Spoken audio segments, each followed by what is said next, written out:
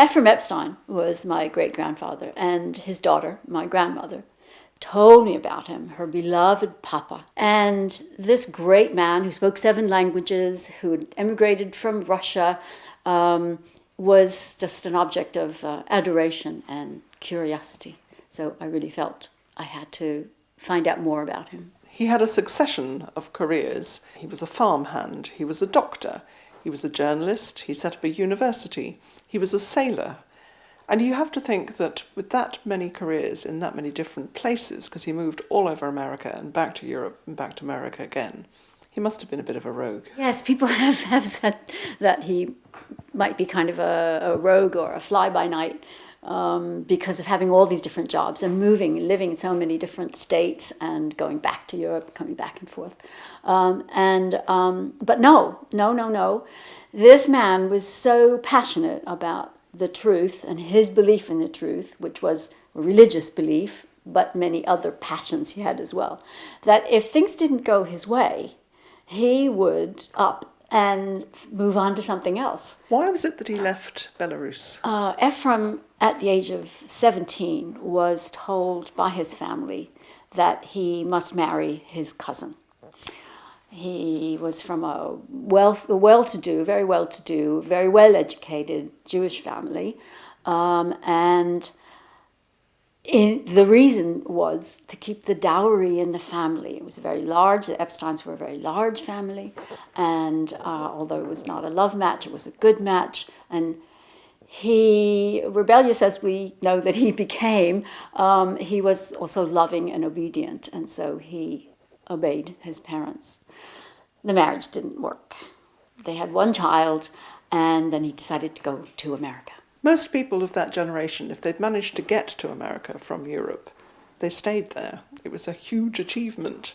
But he went back. Why did he go back to Europe? He became a medical missionary because of friends that he found. He converted to Christianity, and I think because of his insatiable curiosity about all things and his refusal to be blocked from anything that he really needed to know, passion of mind and of heart.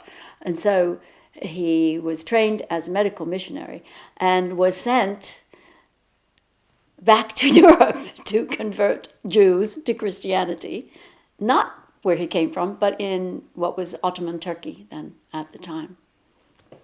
So he converted to Christianity, but then, spool forward, he reconverts to Judaism. Yes, he reconverted to Judaism at the behest again of the parents.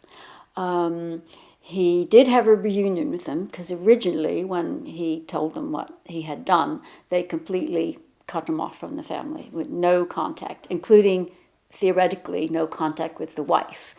But it was the mother who fell on her knees and begged and pleaded to please come back to Judaism and not go back to that terrible America. And so he went to Vienna. So he was a qualified doctor.